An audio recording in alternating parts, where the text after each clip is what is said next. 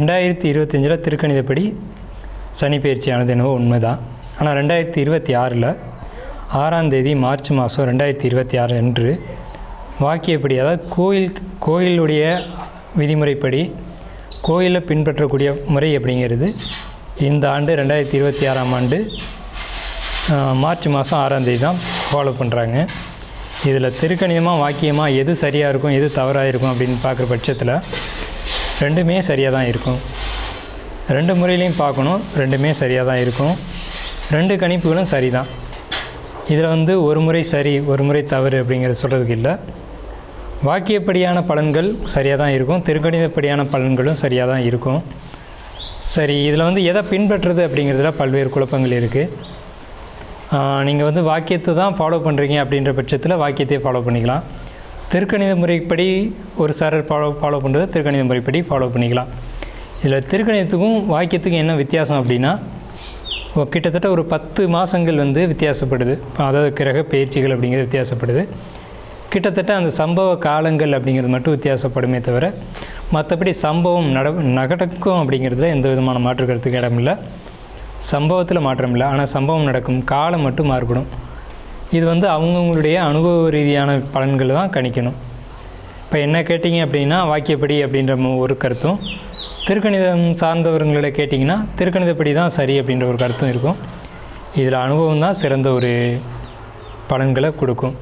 சரிங்க, இப்போ இந்த ஆண்டு 2026 மார்ச் மாதம் நடக்கக்கூடிய இந்த வாக்கியப்படியான சனி பயிற்சியில் எந்தெந்த ராசிகள் நல்ல பலன்களை அனுபவிக்க இருக்குது அப்படின்னு பார்த்தீங்க அப்படின்னா, ஃபஸ்ட்டு ஒரு 4 ராசிகளுக்கு மட்டும் கவனமாக இருக்க வேண்டிய ராசிகள் நம்ம சொல்லிடணும். மீனம் உடல் ரீதியான பிரச்சனைகளுக்கு கவனமாக இருக்கணும். உடல் ரீதியான பாதிப்புகளை அதிகமாக கொடுக்கும். அலைச்சல்கள், தேவையில்லாத பயணங்கள், குடும்பத்துக்குள்ளே சிக்கல்கள் அப்படிங்கிறத கொடுக்கும். அடுத்து கும்பராசிக்கு பண வரவுகள் அதிகமாக கொடுத்தாலும் ஒரு குடும்பத்துக்குள்ளே செலவுகளும் குடும்பத்துக்குள்ளே கஷ்டங்களையும் அதிகமாக கொடுக்கும். அடுத்த இடத்துல பார்க்கும்போது மேசராசி கவனத்தோடு இருக்கணும். என்ன விஷயம்னு கேட்டிங்கன்னா, மேசராசிக்கு விரைச்சனி அப்படிங்கிறதுனால சுபமான விரயங்கள் அதிகமாக நடக்கும். ஆப்ரேஷன், ஆஸ்பத்திரி செலவு அந்த மாதிரியான விஷயங்களும், அதே மாதிரி வீட்டில் ஆடம்பர செலவுகளை குறைச்சிக்கிட்டு சுப விரயமான செலவுகளை பண்ணக்கூடிய காலகட்டமாக இருக்கும்.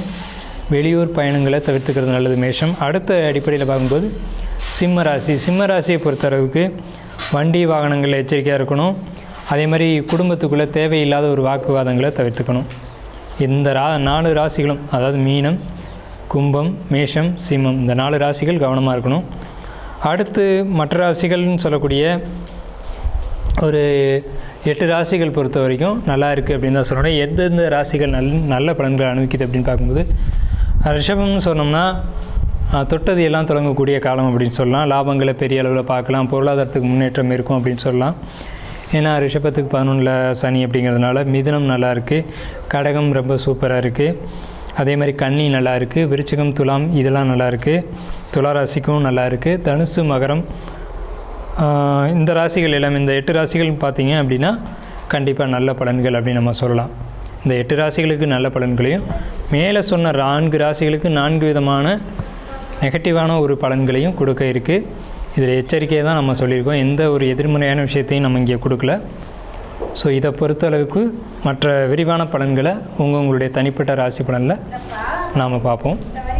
வாங்க வீடியோக்குள்ளே போகலாம். எதுலேயுமே ஒரு புத்துணர்ச்சியோட, ஒரு புது சிந்தனையோட, ஒரு தெளிவோடு நடந்தக்கூடிய கன்னிராசினியர்கள், உங்களுக்கு இந்த சனி பயிற்சி, அதாவது வாக்கிய பஞ்சாங்கப்படி வரக்கூடிய சனி பயிற்சி என்ன மாதிரியான பலன்களை கையில் வச்சுருக்கு அப்படிங்கிறத நம்ம பார்க்குறோம்.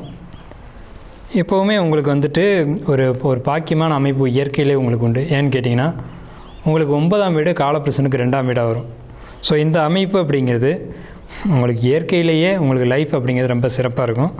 அதுலேயும் பர்டிகுலராக இந்த வரக்கூடிய 6ஆம் தேதி மார்ச் மாதம் 2026 வருஷம் வரக்கூடிய வாக்கிய பஞ்சாங்கப்படி வரக்கூடிய இந்த சனி பயிற்சியானது நல்லா இருக்குமா அப்படின்னு கேட்டிங்கன்னா, இந்த சனி பயிற்சி தான் உங்களுக்கு ரொம்ப பெஸ்ட்டாக இருக்க போகுது அப்படிங்கிறதுல எந்த ஒரு மாற்று கருத்துக்கு இடமில்லை.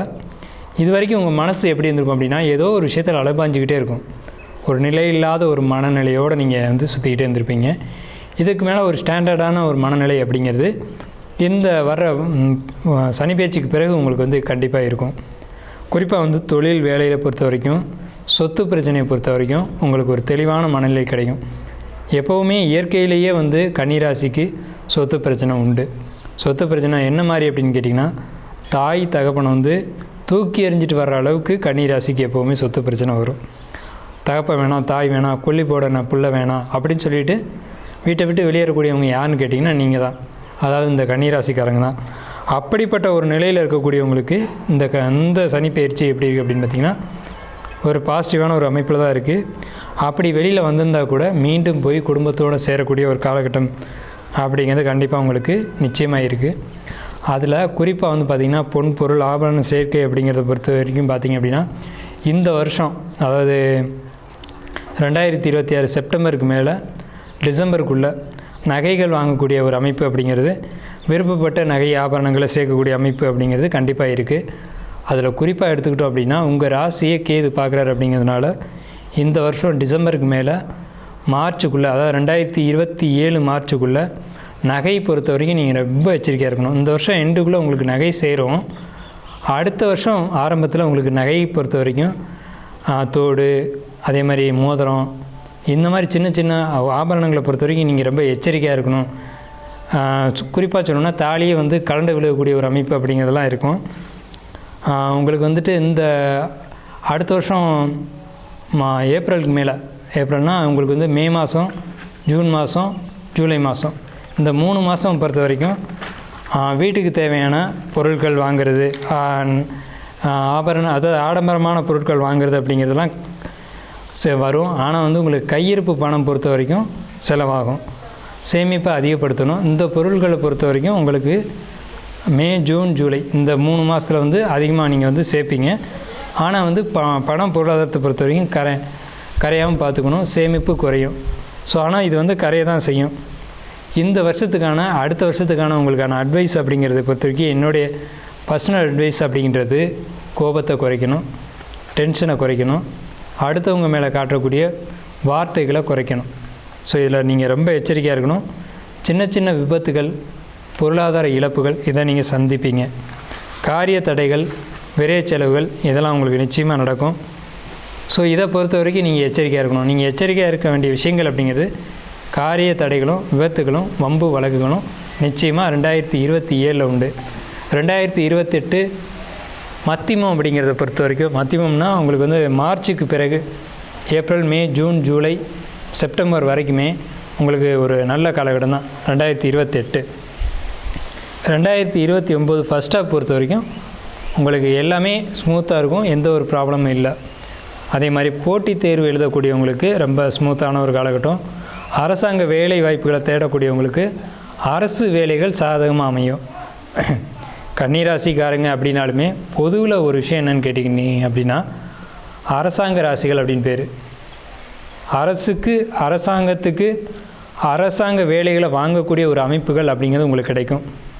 தொழில் ரீதியாக, வேலை ரீதியாக, தொழில் குறிப்பாக வந்து இடமாற்றம் வேணும் அப்படின்னு நினைக்கக்கூடியவங்களுக்கு நல்ல ஒரு இடமாற்றம் கிடைக்கும். இது வரைக்கும் நீங்கள் தொழில் பண்ணக்கூடிய இடங்கள் உங்களுக்கு சாதகம் இல்லாமல் அமைஞ்சிருக்கும். ஆனால் இதுக்கு மேலே ஒரு இடமாற்றத்துக்கு பிறகு ஒரு நல்ல இடத்துல போய் ஸ்டாண்டர்டாக உட்காந்து தொழில் பண்ணக்கூடிய அமைப்பு அப்படிங்கிறது கன்னிராசிக்கு நிச்சயமாக உண்டு. வேலையில் இருக்கக்கூடியவங்களை பொறுத்த வரைக்கும் இது நாள் வரைக்கும் வேலையில் பிரச்சனைகள் இருந்திருக்கும். இது நாள் வரைக்கும் அப்படின்றது இந்த சனி பெயர்ச்சி ஆகக்கூடிய காலகட்டங்கள் வரைக்கும். சனி பெயர்ச்சிக்கு பிறகு இந்த டிரான்சிட்டுக்கு அப்புறம் 2026 மார்ச், 2027 முழுக்க, 2028, 2029 ஃபஸ்ட் ஹாஃப், இதை பொறுத்த வரைக்கும் ஜாபில் ஒரு இடமாற்றம், ஜாபில் ஒரு முன்னேற்றம், ஜாபில் ஒரு நல்ல ஒரு நிலை, அதை நம்மக்கிட்ட தொந்தரவு பண்ணி இருந்தவங்க கூட நமக்கு சாதகமாக செயல்படக்கூடிய காலகட்டம் அப்படிங்கிறத நல்லா தெரிஞ்சுக்கோங்க. வெளிநாட்டு வாய்ப்புகள் எதிர்பார்த்துக்கிட்டு இருந்தீங்க அப்படின்னா நிச்சயமாக வெளிநாடு போகக்கூடிய அமைப்பு கன்னிராசிக்கு உண்டு. ஆனால் அதில் கவனமும் சரியாக அப்படின்ற ஒரு சிந்தனையும் உங்களுக்கு தேவை. அப்படின்றத பொறுத்த வரைக்கும் என்னென்னு கேட்டிங்கன்னா, நீங்கள் நம்பிக்கைக்குரிய ஒரு அஸ்ட்ராலஜரை பார்த்து அவர்கிட்ட ஒப்பீனியன் வாங்கிக்கணும். அதுக்கு பிறகு நீங்கள் வெளிநாடு போகலாம். ஏன்னா கன்னிராசிக்கு கண்டகச்சனி தான். கண்டகச்சனி ஏதாவது ஒரு பிரச்சனையில் மாட்டி விடும் அப்படிங்கிறதுல மாற்று கருத்துக்கு இடமில்லை. ஸோ அந்த மாதிரி பிரச்சனைகளில் சிக்காமல் இருக்கும்படியாக நீங்கள் போய் ஜாபில் வந்து தெளிவான ஒரு இடத்துல போய் நீங்கள் உட்காந்துக்கணும். அதுக்கு நீங்கள் கவனமாக இருக்கணும். இல்லை நான் ஆல்ரெடி வந்து அரசாங்க வேலை எழுதியிருக்கேன், ஜாப் எழுதியிருக்கேன், எக்ஸாம் எழுதியிருக்கேன், ரிசல்ட் வந்துருச்சு, ஆனால் வேலை மட்டும் கொடுக்க மாட்றாங்க அப்படின்னா உங்களுக்கு இந்த காலகட்டத்தில் கண்டிப்பாக கொடுப்பாங்க. அதை நீங்கள் சாதகமாக பயன்படுத்திக்கணும். இந்த கண்டகச்சனி காலகட்டத்தில் குறிப்பாக சொல்லணும்னா 2027 2028 உங்களுக்கு அந்த ஜாப் வந்து அப்பாயின்மெண்ட் ஆர்டர் வரும். அதை நீங்கள் வந்து தெளிவாக பயன்படுத்திக்கணும்.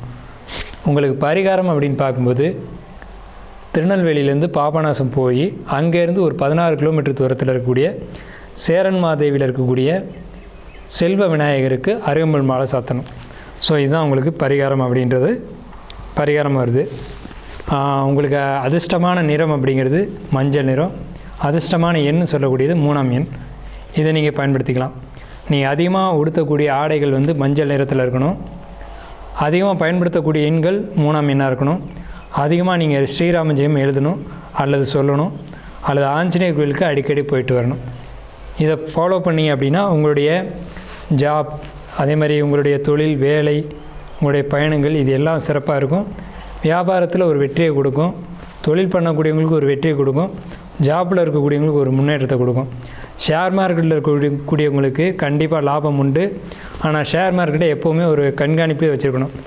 எப்போ ஷேர் வந்து ஏறுது இறங்குது, எப்போ நீங்கள் ஷேரை எப்படி எடுக்கலாம், வைக்கலாம், போடலாம் அப்படின்றதுல ரொம்ப எச்சரிக்கையாகவும் ரொம்ப கவனமாகவும் செயல்படணும் கன்னிராசிக்காரங்க இந்த சனி பயிற்சி காலகட்டத்தில்.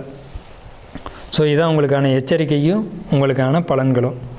வாழ்த்துக்கள், வணக்கமும் நன்றியும்.